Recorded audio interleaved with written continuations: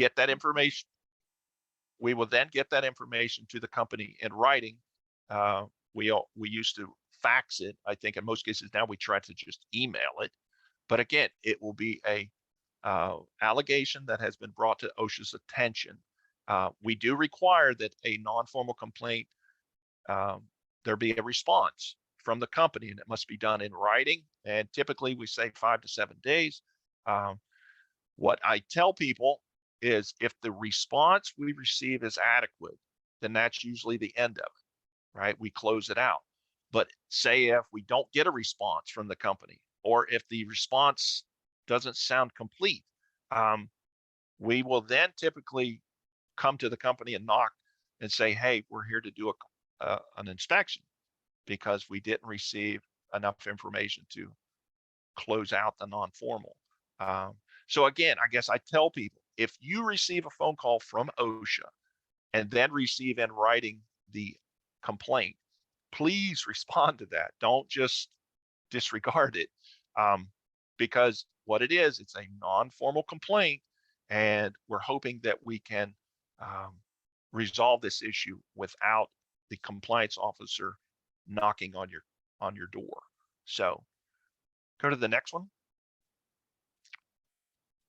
Another contact you may get with OSHA, and again, we've become more familiar with this, is especially when we've had the company contact OSHA because of a serious injury, right? We know that there are record keeping requirements about reporting OSHA, or reporting to OSHA when we have a fatality, a hospitalization, an amputation, or loss of an eye, right?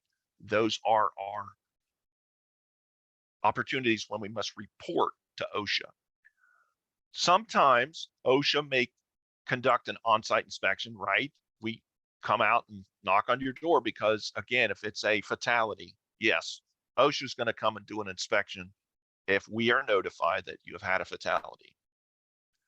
99% of the time, because again, we're trying to determine the cause. What was it that caused this fatality to happen?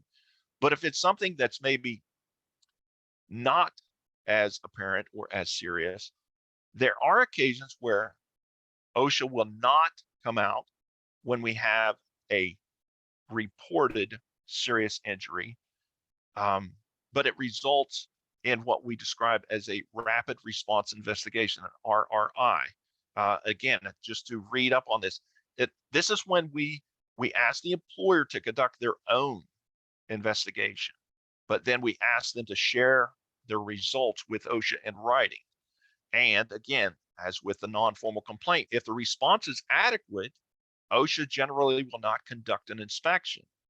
So again, if we ask you to conduct this RRI, and again, that would be in writing, that'll be a phone call conversation, please make sure that you're doing that. Follow the instructions, follow the directions, because based upon what this circumstance is, this example I'm trying to describe, say you have an employee that was hospitalized. Okay, we know that by the 1904 record keeping regulation that if an employee is hospitalized, then the company must report that to OSHA. But what if in this example, the hospitalization was a result of an employee that was walking in the company by the time clock and they twisted their knee and they fell? Okay, it sounds like a work-related injury, but it's something that wasn't, I'll say, an easily recognized hazard, and it may not prompt that OSHA inspection. So what we would do, OSHA, we would ask the company to do their own internal investigation and then report what they find to us. And again, the response that you bring to our attention, make us aware of, if it's adequate, and that could be the end of the entire example that we're using here. So just because you contact OSHA, I'll say, doesn't mean that we're going to inspect your company. I would say it depends. If it's something serious, I would say, like the example of, if it's a reported amputation, right? An employee loses part of their finger. Yeah, that's probably going to get an inspection. But if it's that example I gave about, somebody twisted their knee and they ended up in the hospital, maybe not an inspection, but we could ask you to do the RRI. Let's go to the next one.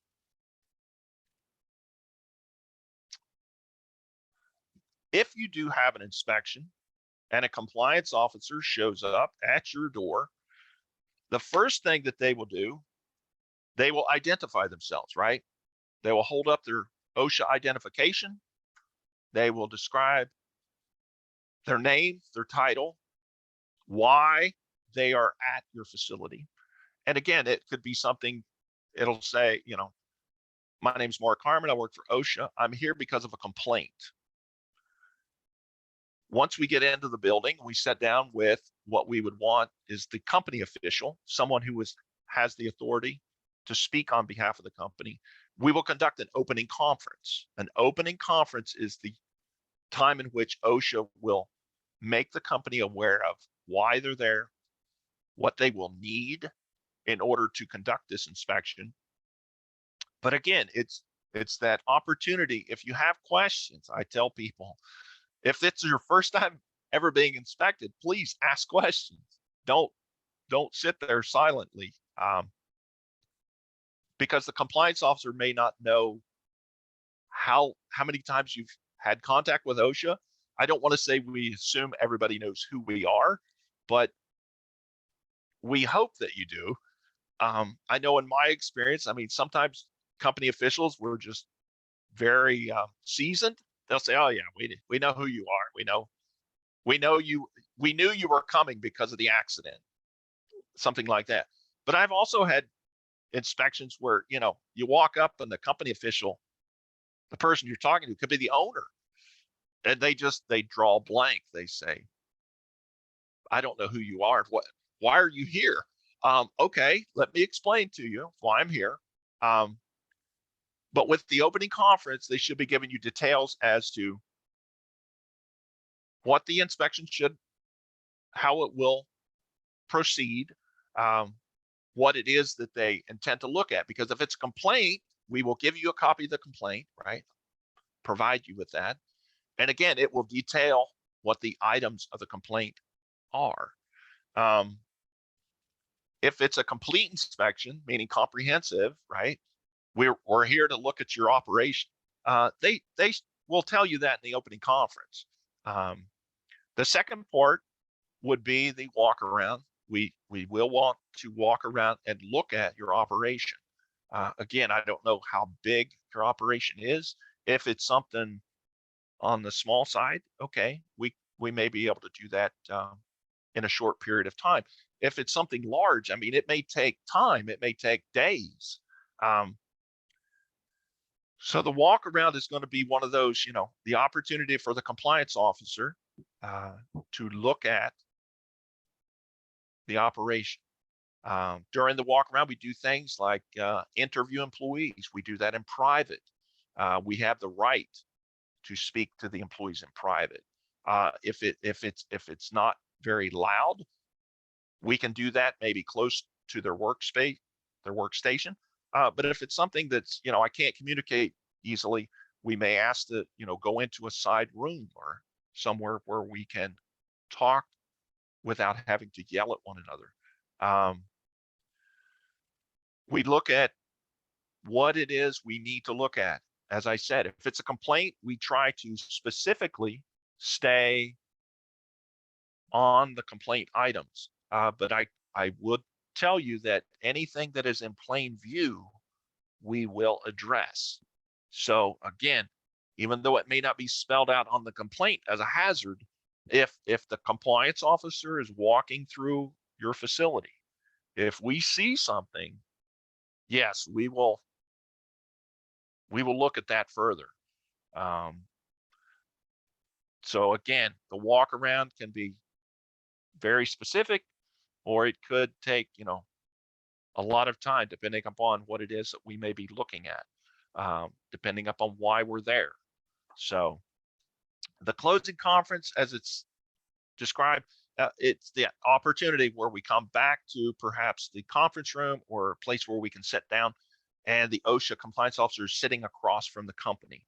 So again, we're going to give them information. Hey, this is what we looked at. This is what we found. Uh, we take pictures, we take video. These are things that, again, we're gathering evidence. We're looking at things of a compliance nature. So after the closing conference, the compliance officer leaves. If an inspection results in a citation, the company has a right to contest it. The contest means that they don't agree. They can come back in to do an informal conference, or if they still can't settle it, you can appeal your citation, and then it would go even further to the review commission, and there would be a decision made. But let's go to the next one. Hey, Mark, real quick. This is Dave. Yeah. I just happened to notice a question came in, so it may just be as easy if I read it to you. When OSHA tells us to do our own internal investigation, does OSHA have guidelines to help what to do? Yes, I will say in the instructions that you would get when you do your RRI, and these RRIs, I will say, are only been around for about 4, 5, 6 years. I think it was in 2015 when we changed the reporting requirement, especially the part where about the hospitalization and the amputations came into play, because we started getting a lot of more phone calls. And what it was, a lot of these calls that we were getting, yes, they were important. Again, if it was a significant injury, but some of them, they were just enough to trip the reporting requirement. But we looked at it and went, okay, I don't know that we're going to go do an inspection on every single report of injury we receive. So what we came up with was this RRI protocol. And yes, there are instructions, and it'll say, do your own investigation, interview employees, look at what has happened. Because again, with any investigation, you're trying to determine the cause. And that's what we're looking for, right? We want to know what caused it. But then if it's something that can be corrected or fixed, implement a new procedure, more training. So yes, there are instructions. Good question, though.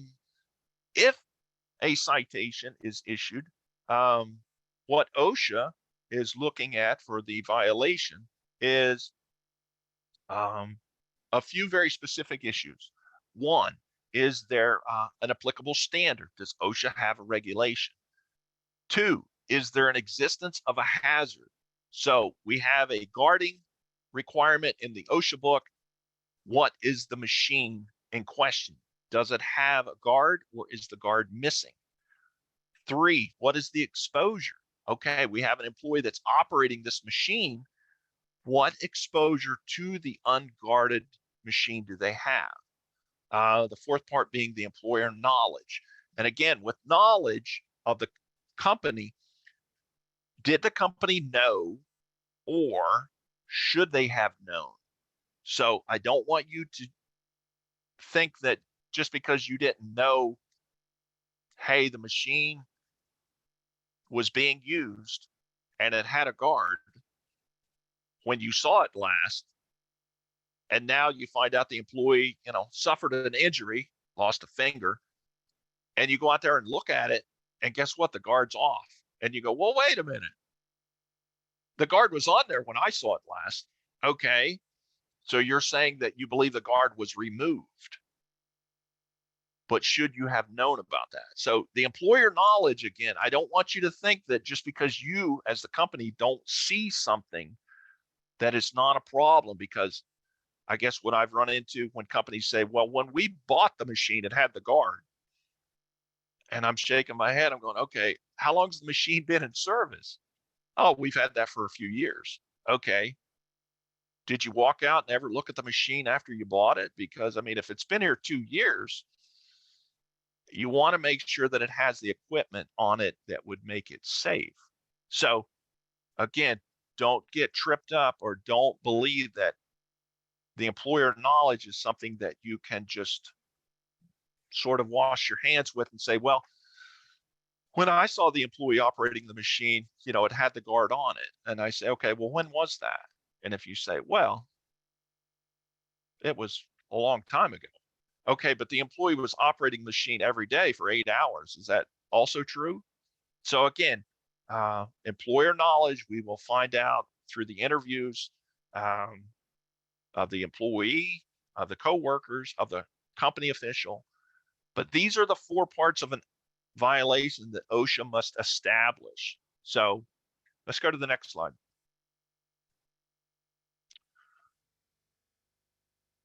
If a violation of the OSHA regulations is determined, it will be given a classification. Again, these can all be found on the OSHA webpage as far as a very clear, specific definition, but these are listed in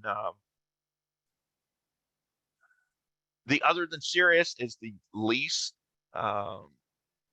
serious, in that in most cases, an other than serious simply means that it's not likely to cause injury and or death. So some of the paperwork issues that we run into, something wasn't signed, maybe. Okay, that could be cited as an other than serious violation. If it's something more of a hazard, such as guarding or electrical hazards, in most cases, those are more of the serious nature.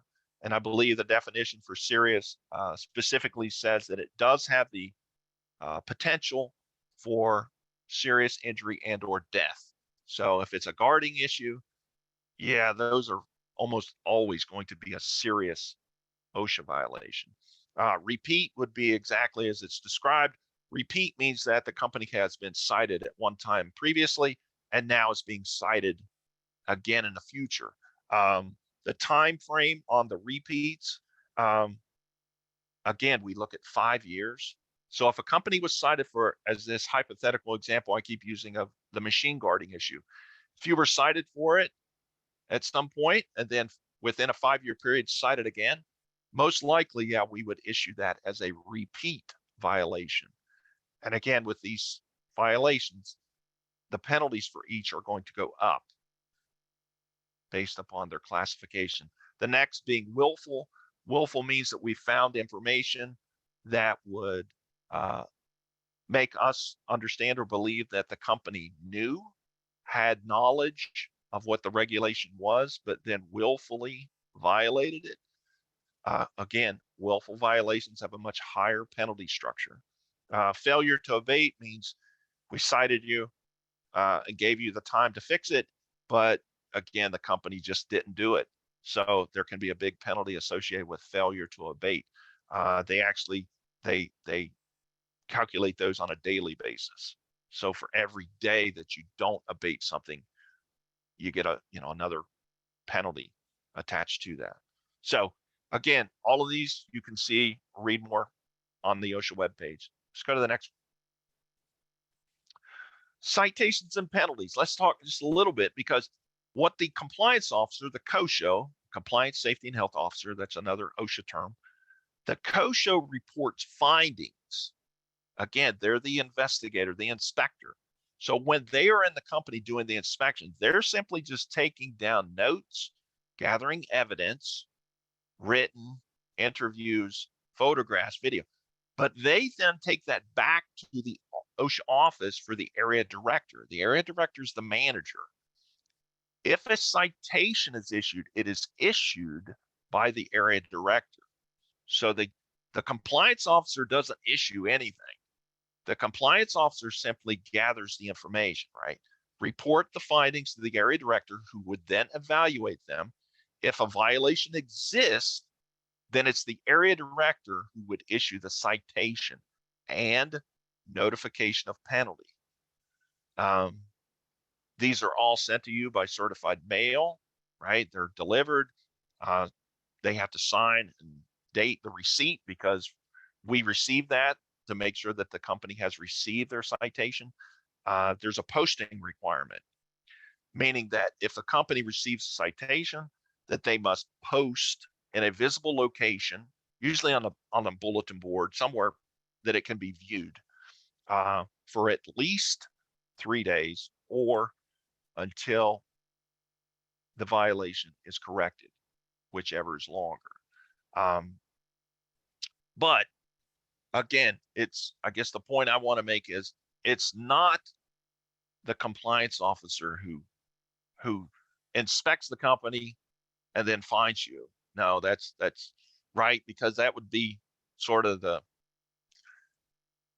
there has to be a review process so that you can't just have one person saying, well, this was wrong and here's your penalty. No, we have to be able to establish and prove the violation.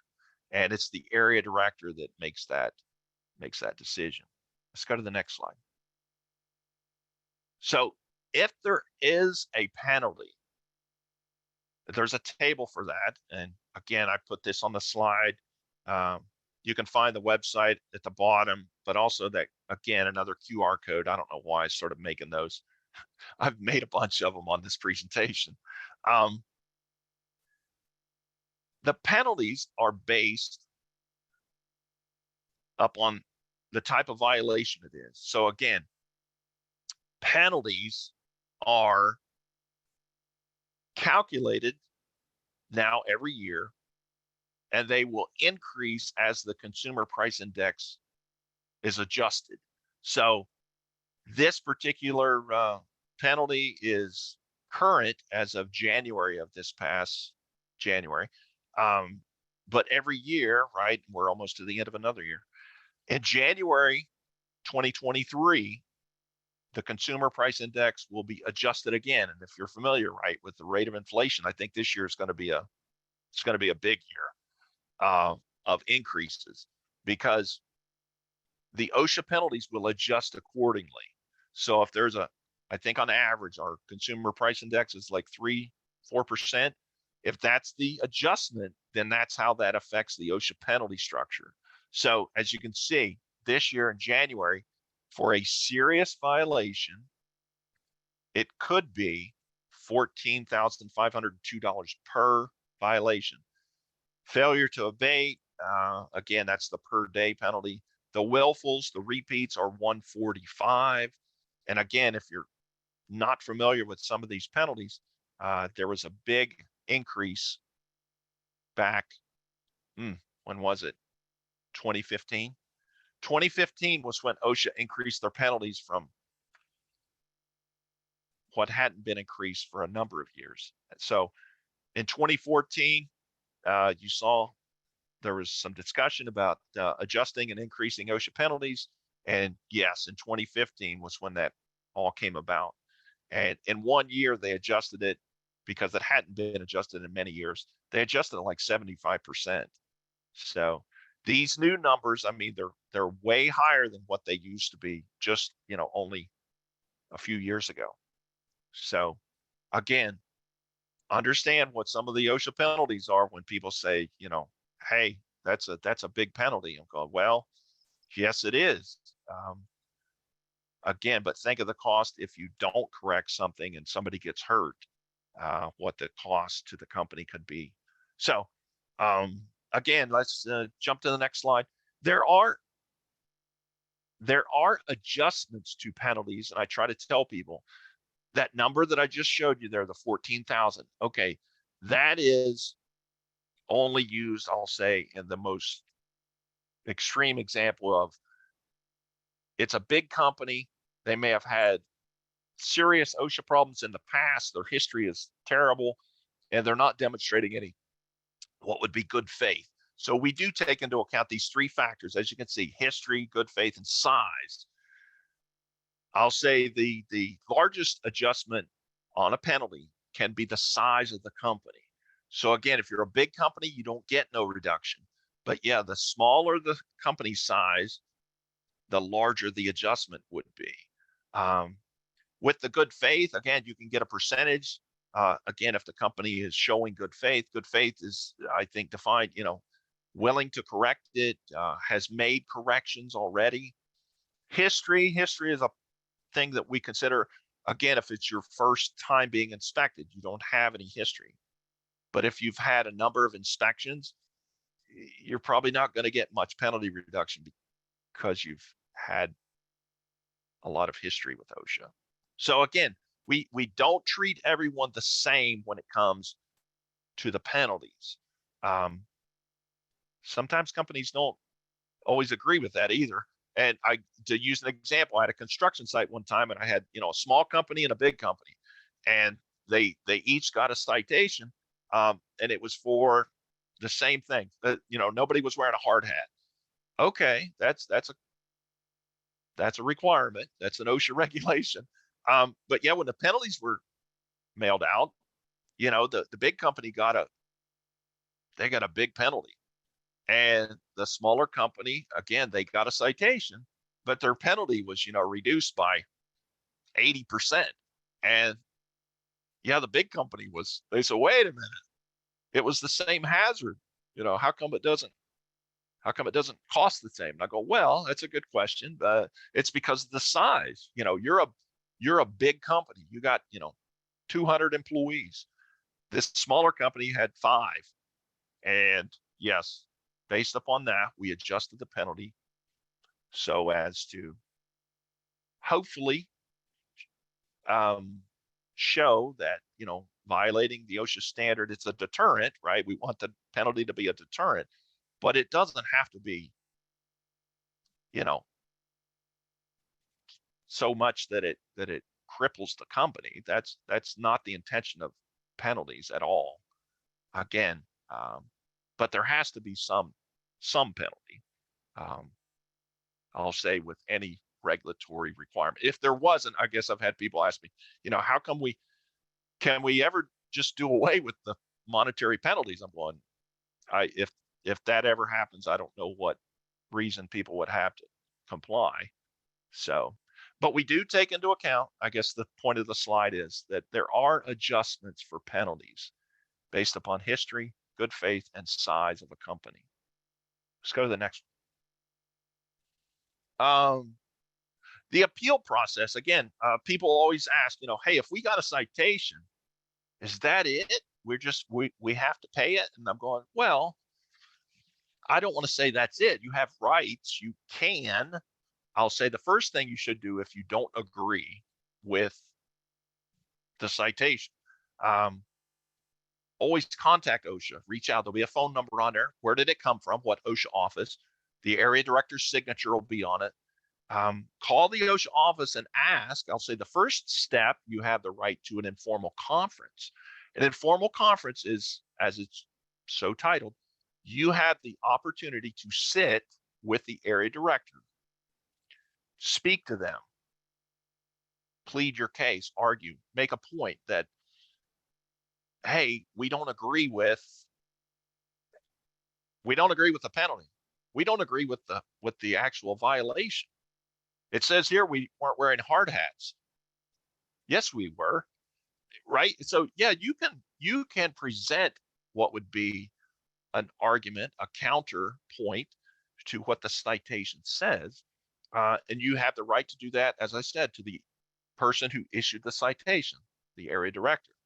A lot of companies take that opportunity. If anything, it's, I think, maybe to put a name and a face to the company. I mean, I think I would want to know who the area director is if I was in a, business. So it would be someone I would, hopefully be able to work with or discuss issues. So the informal conference is very available. And I tell companies, hey, if you get a citation, at least think about the informal conference. And a lot of companies, as I said, take that opportunity to talk with the area director. If you still can't come to a settlement, meaning agreed upon, terms, and again, you can argue the penalty, you can argue the citation, the violation, you can argue the abatement period, right? How long do I have to fix it? If the citation says, it must be fixed in a week, if you say, well, we're willing to fix it, but I can't do it in a week. Okay, talk to the area director, because the area director can adjust that if you make, enough of an argument as to why. Because if it's, something that is a hazard, we want you to fix it. But if you're saying, well, we need time to do it, such as, well, we have a contractor looking at it and they're going to, present us with a bid, and that's going to take a week, but they told us that they could fix this in another week. Okay, so you need 2 weeks. Yeah, we could do that. So again, that informal conference is your ability to maybe negotiate a little bit as to the terms of what the citation is asking for. But if you can't, again, you always have that option to contest. It says here in the bullet point, the contest must be done within 15 working days. So if you want to do that informal conference, make sure you do it within 15 working days. If you contest it, it has to be done in writing and then presented to the OSHA area office where the citation was issued. You have that right to contest, but I'll say there's not a lot of OSHA cases that are contested.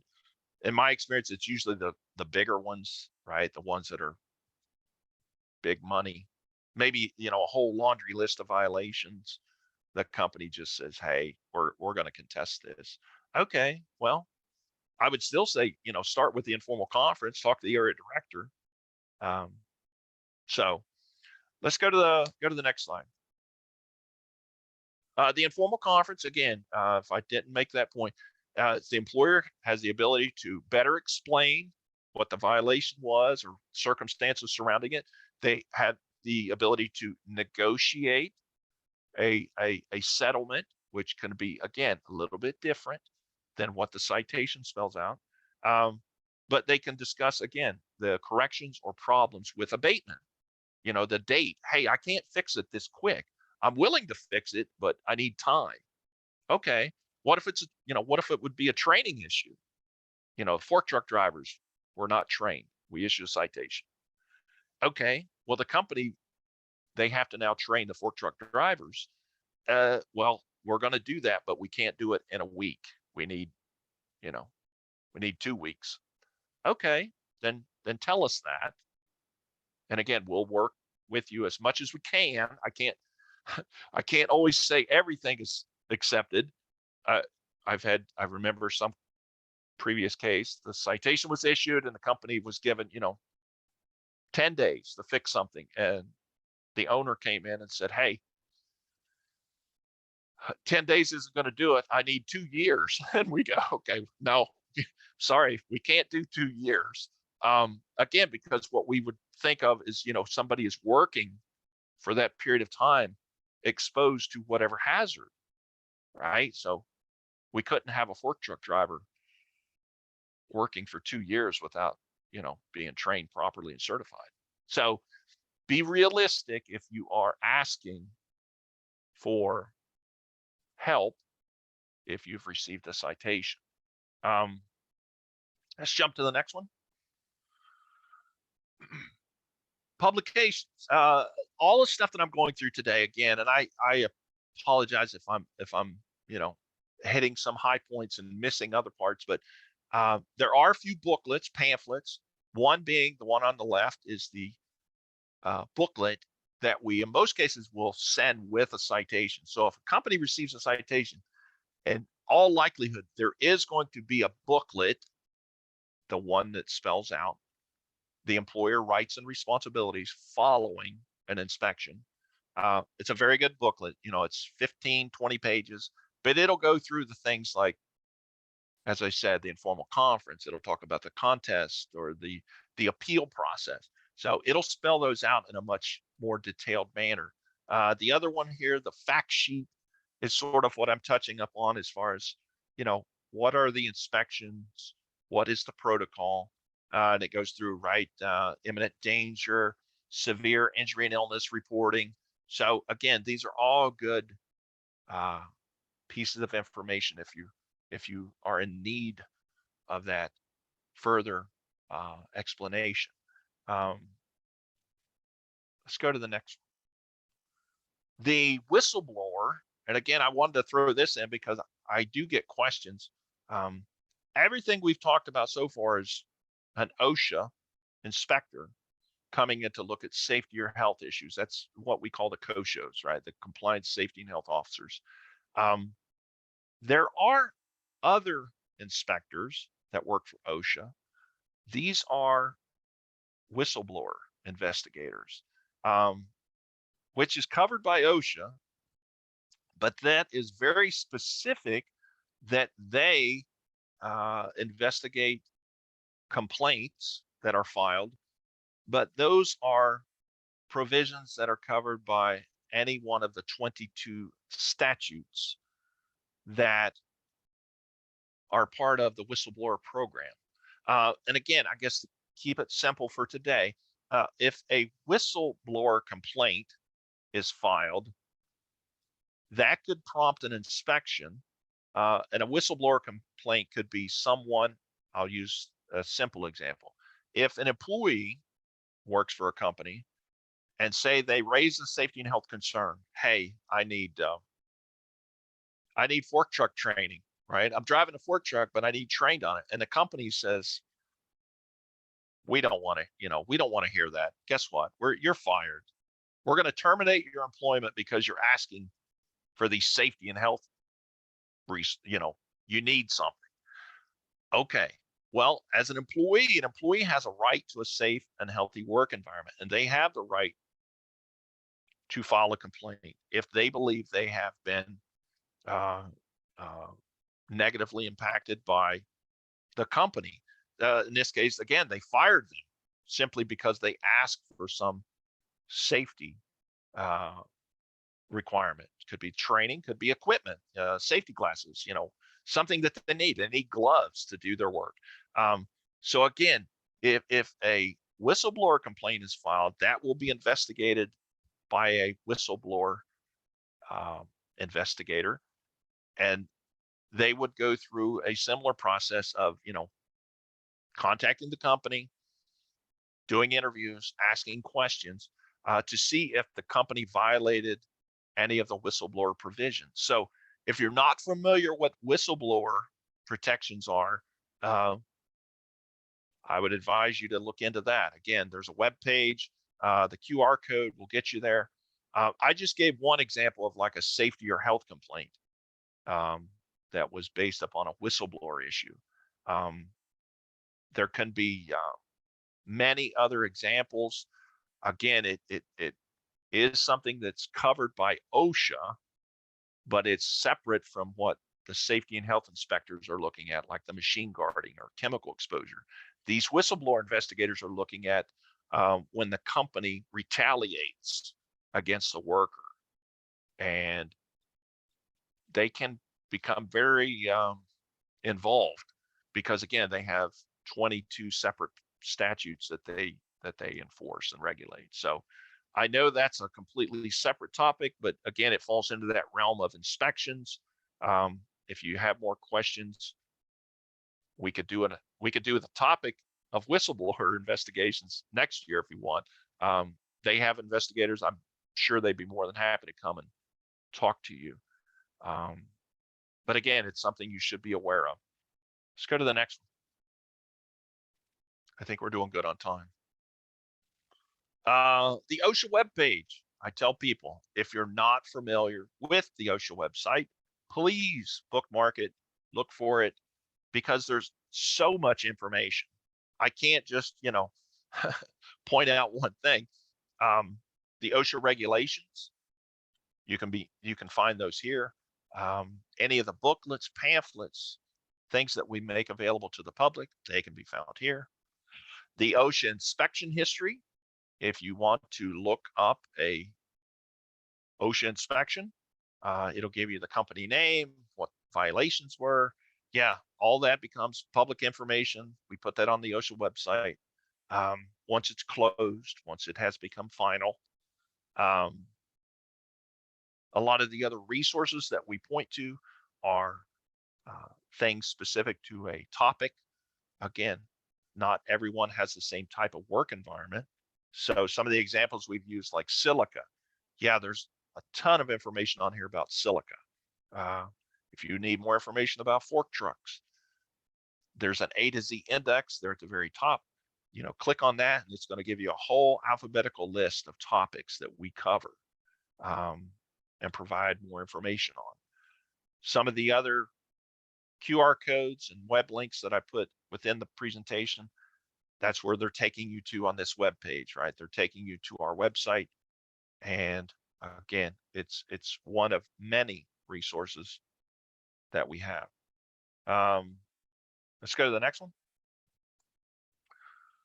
And today, even though we're taking this opportunity, with the time we have to talk about OSHA inspections, I did find we have a video that's available on the OSHA YouTube channel.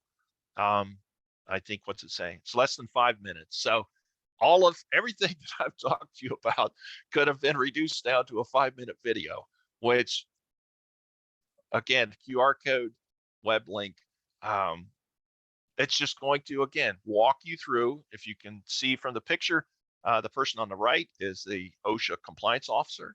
The person on the left is the company official, or the person in charge at the job site. And it looks like it to be some type of construction activity. But again, it will step you through what a typical OSHA inspection would involve.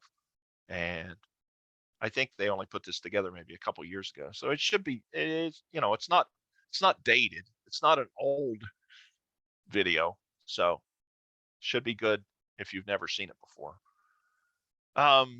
Let's jump to the next. The other parts to what I always try to push to the SBDC community as some of our other resources, this being the Small Business Safety and Health Handbook. Again, this is more like a magazine.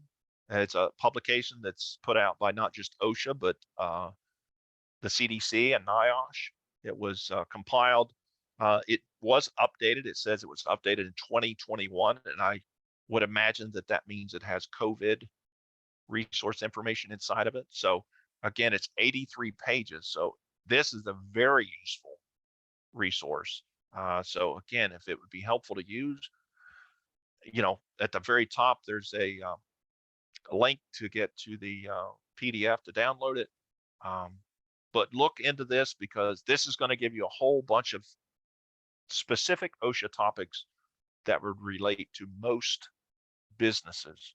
So again, we're always, looking for time to discuss in more detail. So we try to hit a lot of different resources so that maybe we find a few things that'll be helpful to most of the people in attendance today. Let's go to the next one. And I'm now trying to tee up what would be for the next presenter, with Dave talking about the consultation service. They have a very good webpage. I always want to include that because I generally get questions. People say, where can we get more information? We liked what we heard, but we'd like to get more resources. Again, their website, at the very bottom, there's a link to get you there. Let's go to the next one.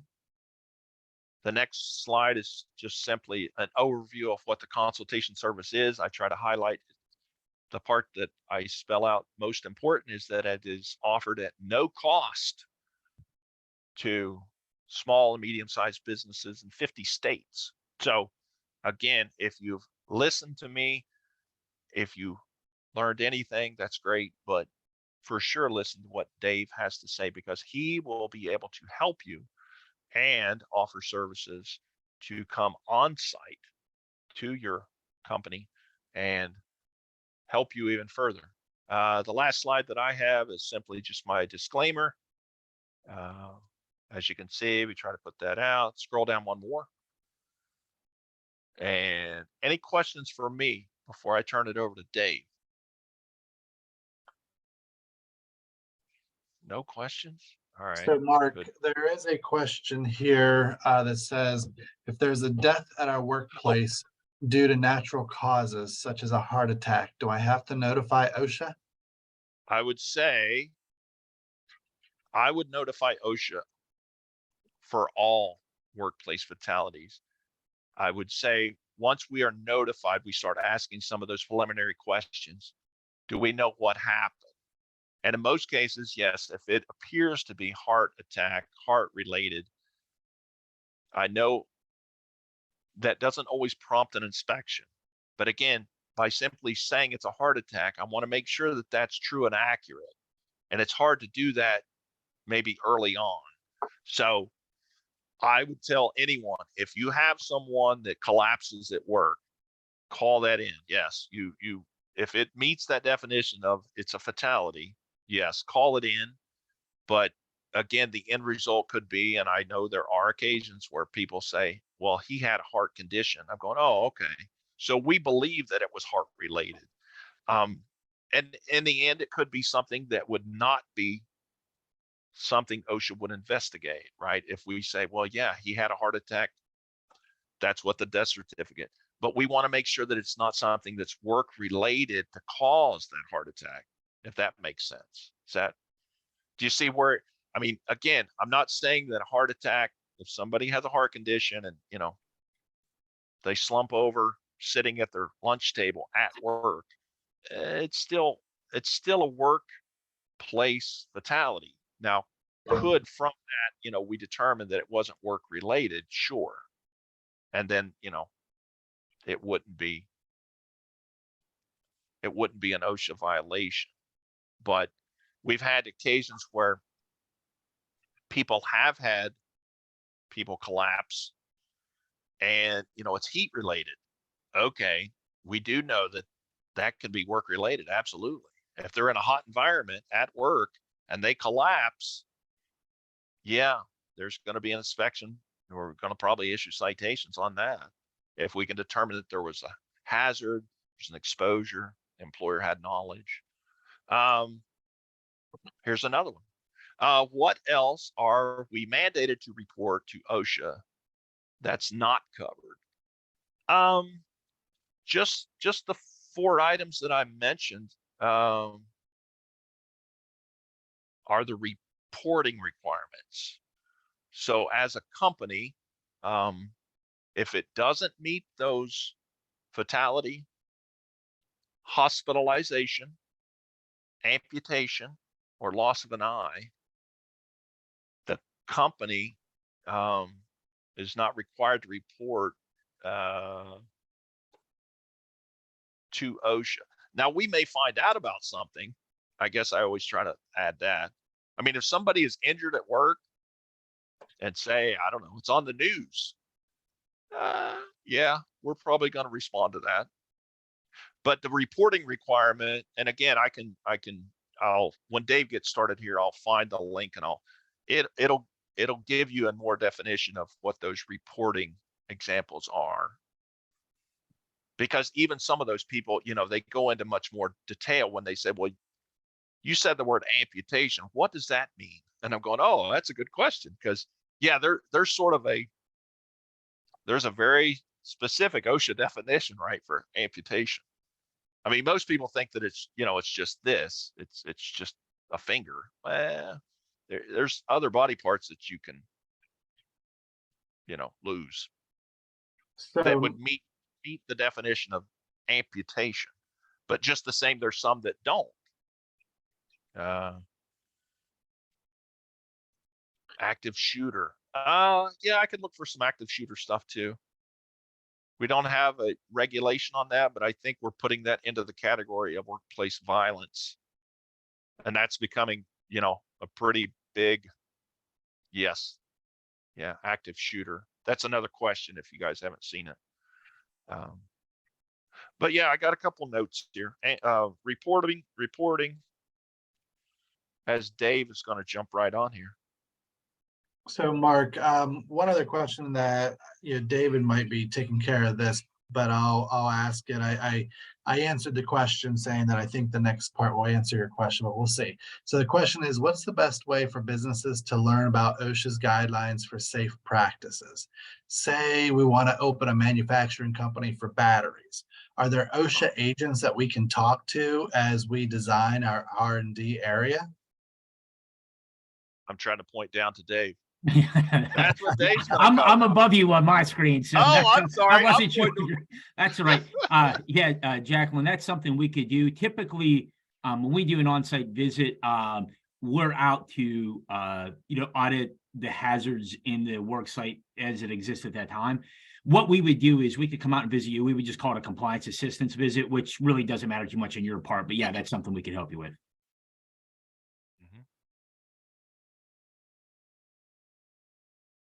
So that looks like Deal. all the questions that we had right now. Mhm. Then I'll hand it over to Dave.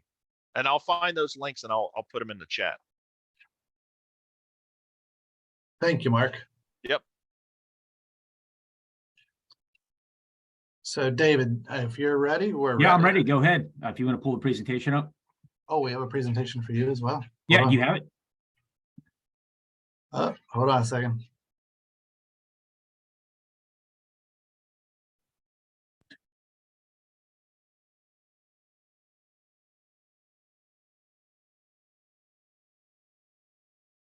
I'm not sure I have one for you. If you would like to give me control, I have it here on my screen. I may be able to pull it up. Do you see the share button on yours? Are you able to share?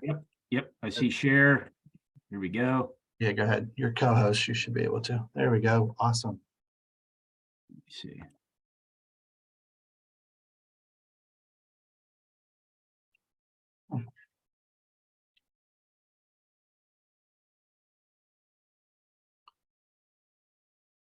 And then at the top there, if you click top middle of your screen, it says slideshow. Yep, from And here then- we go.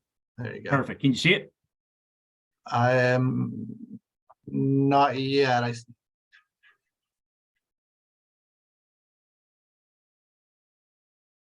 Did you click from beginning? There we go. There. Yep, it you loaded got it. up. Perfect.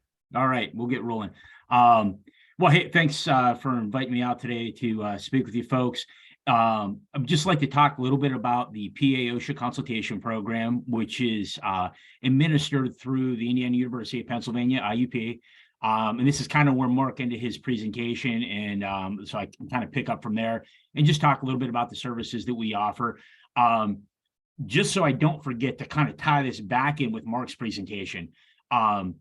We do help businesses that do receive an OSHA citation. There's just a little bit of a caveat to it is we typically do not get involved if, like, let's say you had OSHA come out. Number one, you guys had your or you had an inspection today. The compliance officer leaves, and then 5 minutes later you call us and say, hey, we just had an OSHA inspection. Can you help us? We can't at that time. What we have to do is wait to determine if they are going to cite you for anything. And if they do cite you, once you've agreed to terms with enforcement, agree if there's going to be a citation, if there's going to be a penalty, what the penalty is. Once all that's done, so once you've had your citation issued, once you've decided, hey, we're going to have an informal conference, we're not going to have an informal conference, but we've agreed to terms on citation, now we're just ready to correct it and move forward.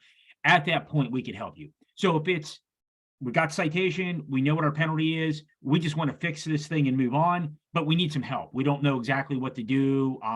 We could come out and help you at that point.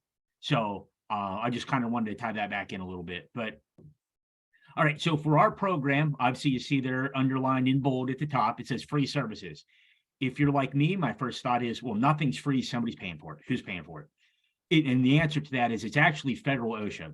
Federal OSHA codified in their OSHA regulations when they came out in 1970, basically said, hey, we do understand that now we're putting this regulatory burden on private industry. So we need to have some type of program in place to offer services to assist in complying with these regulations of small businesses, essentially. So what happens is OSHA provides us funding at IUP, who at IUP, we have an accredited safety science department. Okay, so OSHA gives IUP money to our safety science department and says, essentially, you guys administer this program to offer free safety and health services to small businesses. So that's where that funding comes from. And then the Department of Labor through Pennsylvania kicks in a percentage as well. So that's where our funding comes from. It's free to the end user, which is yourself as the small business.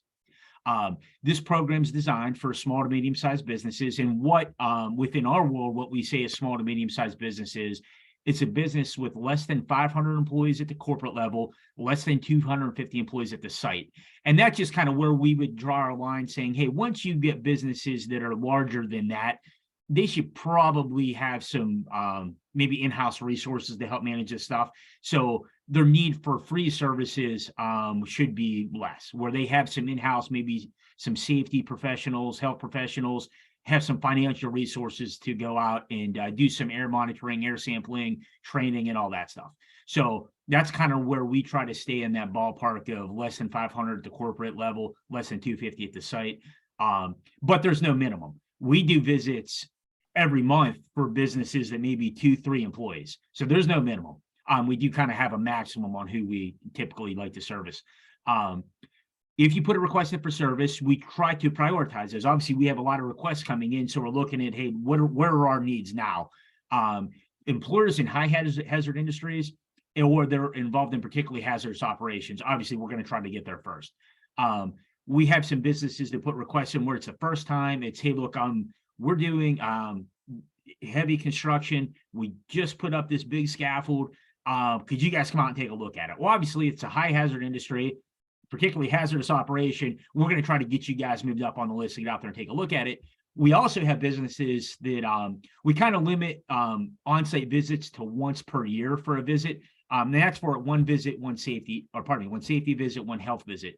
And they like to have us come out every year just as a second set of eyes, help them kind of navigate any new regulations that came up. So we may move them down on a list a little bit. We'll say, yeah, definitely. Hey, we work with you guys every year. We'll be out, but it may take a few months for us to get out there. That's all. For businesses that are larger, that may have more, let's say they have more than 550 employees at the corporate level, they may contact us and say, hey, we just got bought out last year by a holdings company. They have 2,000 employees. We still have our 25 employees here. They really don't offer us any assistance. We're kind of on our own managing this stuff. Well, we'll try to get out there and help those folks as well. Even though it may be at a corporate level, they're a little higher than that 500.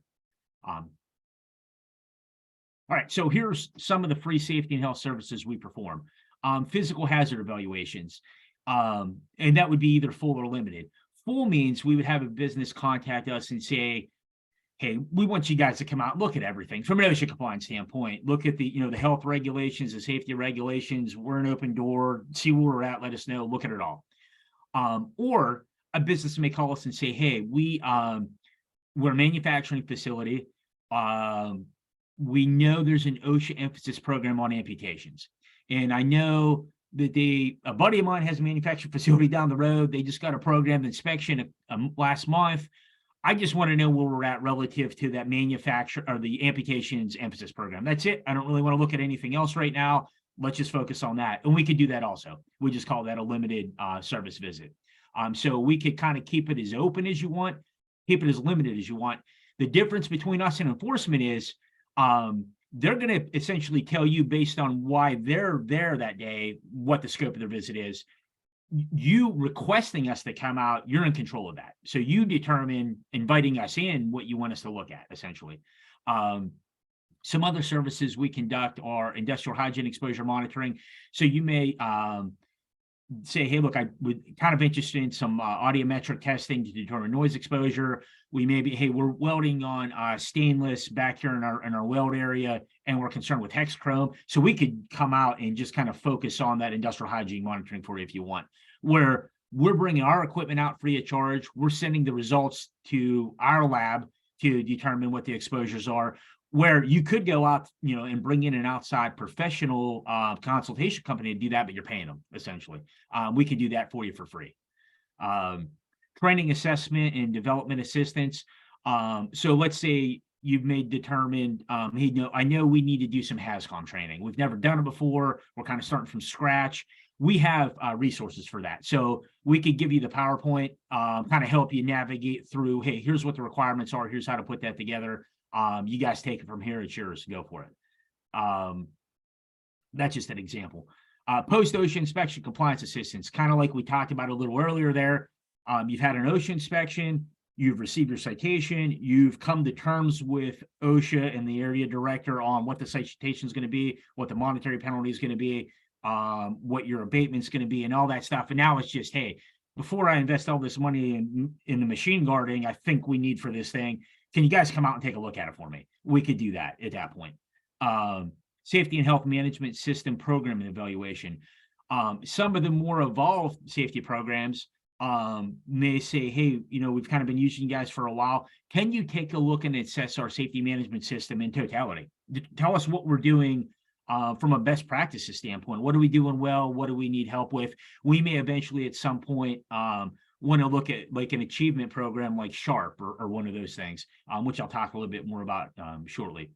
So that's a lot of the stuff we kind of do hands-on on-site. Some of the free offsite services are daily telephone calls or emails. If it's, hey, we have a basic compliance question, and you call our office, we have one of our safety consultants and one of our health consultants would be on phone duty, every week, Monday through Friday. So that person will transfer you over to one of those folks and hopefully get your question answered. We do presentations and webinars kind of like we're doing today at professional development conferences. I know Mark and I were just at the Pennsylvania Governor Safety Conference Monday and Tuesday of this week. So we were out there presenting. And then kind of what was brought on a little bit by COVID, we're able to do some assessments virtually now, especially where it's a lot of the, hey, take a look at our written program for hazard communication or HAZCOM or lockout, tagout, or whatever it is. We can do a lot of that stuff remotely now with you, and where we wouldn't necessarily possibly have to come on site. So and just some other capabilities we have as well, depending on what your needs are. All of the consultants that work for the Pennsylvania OSHA consultation program, we're all faculty in the safety science department at IUP. So where Mark, even though he's a compliance assistant specialist, he works for federal OSHA. And they work out of their area offices throughout the state. Those are federal employees. At OSHA consultation, we're all state employees who are faculty at IUP who get the grant to administer this program, which is just a free resource to small business like we talked about. So we're separate from OSHA enforcement. All of our consultants that you'd work with, whether it's a telephone call, it's help developing a training, doing a hazard assessment of your facility. Like I said, we're all faculty at IUP, all instructor or professor level, board certified safety and health professionals, industrial hygienists. So essentially what that's saying is, hey, you're getting some pretty competent safety and health professionals for no cost, essentially. All of our consultants in totality average 20 years professional safety and health experience in the private sector before we even come into IUP to work with this program. So we're, have experience in your world, in the private world, in construction, manufacturing, and all that stuff. And then our consultants are strategically located across Pennsylvania. So although we're all faculty in the safety science department, we have consultants that live throughout the state. And what it does is kind of just helps us geographically service the businesses in Pennsylvania a little easier. So our program is 100% confidential. So if you put a request, if you call for just a question, if you put a request in for a visit, we do not provide that information to anyone. Anything we do for you, we come out to do industrial hygiene monitoring, we do a hazard assessment and do a written report for you. That all goes directly to you as the client that requested the service. It doesn't go any further. So we're actually prohibited, which is codified in the OSHA regulations. We're not permitted to provide that information to OSHA enforcement. We're not permitted to provide that information to lawyers pursuing some type of liability case. Our written reports, our sampling results, all that stuff, they're protected from subpoena. So anything we do for you goes to you. We are prohibited to give that information to anyone else. You can do whatever you want with it. So if it benefits you at some point in time, say you're trying to, you're going in for an informal conference and you're attempting to show some good faith. Hey, we're trying to correct this stuff and assess hazards, and we've had OSHA consultation come out before. You can do whatever you want with that information. We would never provide that to anyone, essentially. So like I mentioned there, we're separate from OSHA enforcement. We do not issue citations or penalties. The difference is you have to request our service. We're never going to just show up. You have to submit a request saying, hey, we want help. And then you determine on what specifically you want help with. Okay. So we don't issue citations, penalties. Kind of a give back from an OSHA enforcement standpoint. What they say is, okay, if you as an employer, you're being proactive, you request this service to come out, we'll exempt you from program OSHA inspections while you're in open consultation, meaning you put the request in, we come out on site, and we start our process with you where we're assessing hazards, helping you determine if those hazards are identified, what are recommendations to correct those, where do you go from here? While we're in open consultation with you, so we're working on all that stuff, you're exempt from program OSHA inspections. OSHA wouldn't know that, however, that you're working with us because we don't tell them and they don't have access to that. So they wouldn't know unless they showed up to do the inspection. And you say, oh, hey, we're actually open, we're working with OSHA consultation currently, and the program inspection that you're here to look at, be it silica, that's actually was included on what we have them here looking at when we started working with them. They'll leave, essentially. We give you documentation to show that. So that's kind of the give back. Hey, you voluntarily requested the service. You're working with us actively. They show up to do the inspection. Once again, a program inspection. So if it's, an imminent danger hazard, you had to report some type of injury, illness, or whatever it is, they still may do that inspection. But just program, meaning it's random. You guys showed up on our list today because we suspect you're in this industry that's included in this emphasis program. They won't do the inspection at that point. The catch is, okay, so now they're exempting you from these program OSHA inspections while you're actively working with us. Here's the catch.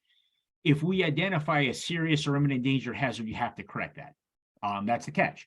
Now, I could tell you, when we identify serious hazards, what we do is we give you a due date. We'll give you recommendations to correct it.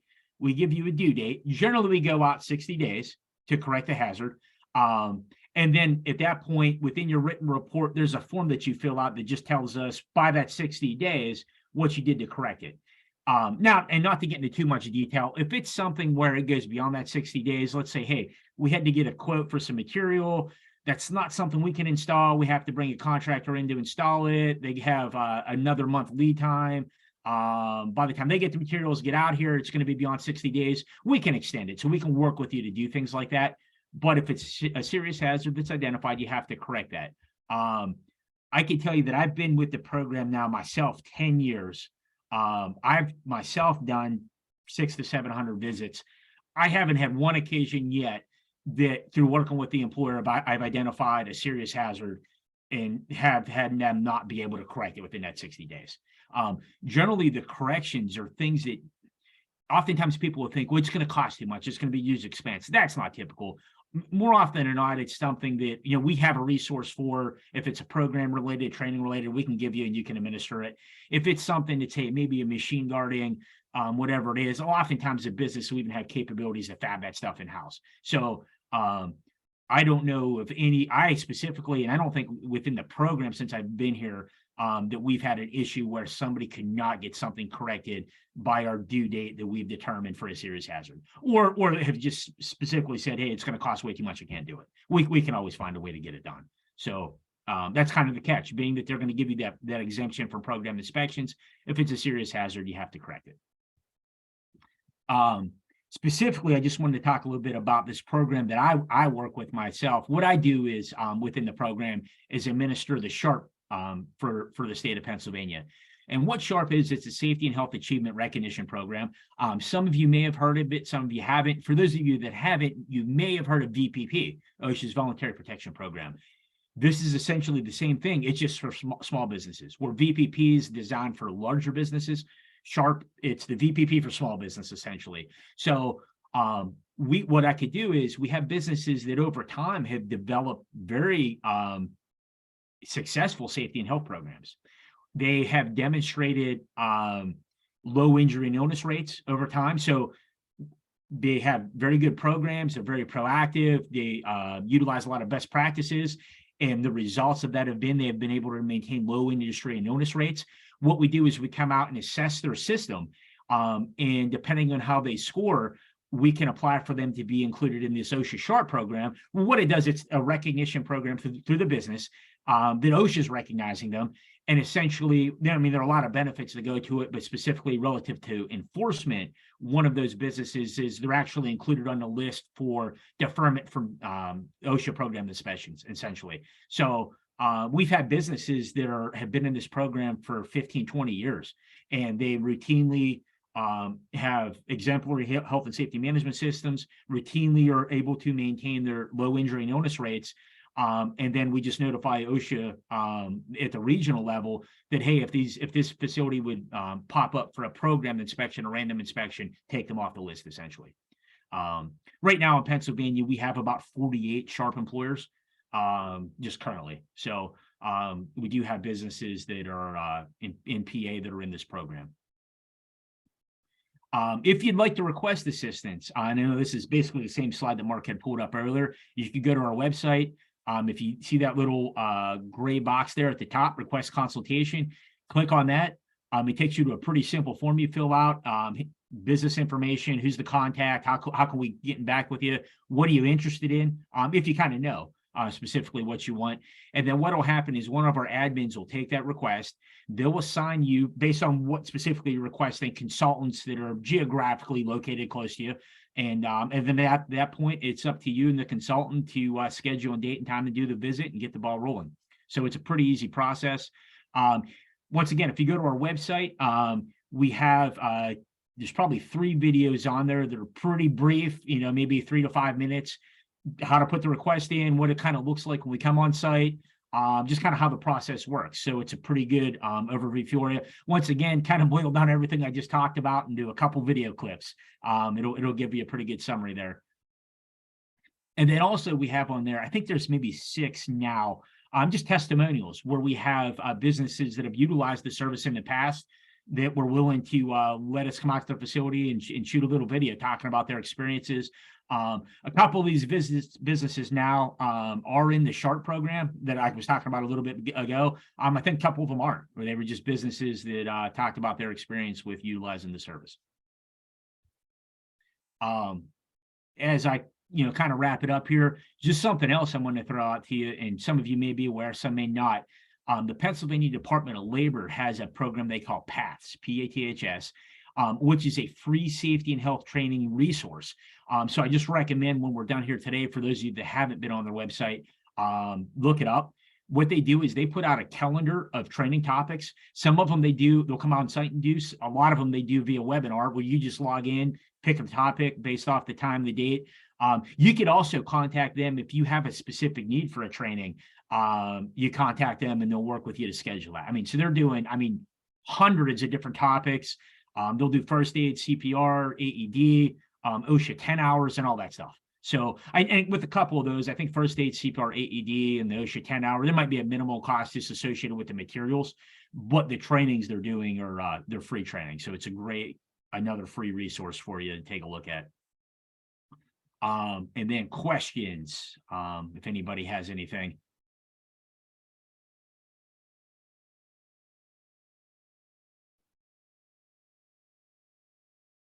Okay, that's all I have. Corey, did you see any other questions pop up that I didn't see when I was speaking? No, I did not see any questions. So I think we're good. Mark, I just wanted to say, you mentioned like a 5-minute video that basically sums up this training that you just offered, but nothing compares to a live seminar or webinar. Videos just, they're great, but they don't allow you to share the information that you shared. So thank you very much. And David, the information that you offered, that's through IUP there, that is an amazing program, and every business should be reaching out to this. Every business should be reaching out to this program as needed. They're here to help you and take so take great advantage of that. So on behalf of Sandy and I from Penn West Clarion SBDC and Gannon SBDC, we want to thank Mark and David for being a part of this program and helping make this event possible. We really do appreciate both of you. There will, for all of the attendees, there will be a follow-up email. That was one of the questions that came through earlier. So within 1 to 2 business days, you will receive an email from one of us, and it will include the slides from today, some additional resources possibly, and a link to sign up for individualized services. You'll also be receiving a survey. Now, I know you get lots of surveys online and such, but this survey is really important. We brought this webinar to you at no charge. And also we use this survey as a way to determine what your business needs are so that we can provide you with additional webinars or seminars that might be available to you, or even to provide one-on-one consulting to you. So do please complete that survey as soon as it comes to you. In the chat there, I put our SBDC's email and I put Gannon SBDC's email. So if you have any questions, any concerns, you want to utilize our services, please do reach out to us for further assistance. And other than that, I wish you all well, and I hope to see you at another webinar or seminar. Thank you, everybody. I know.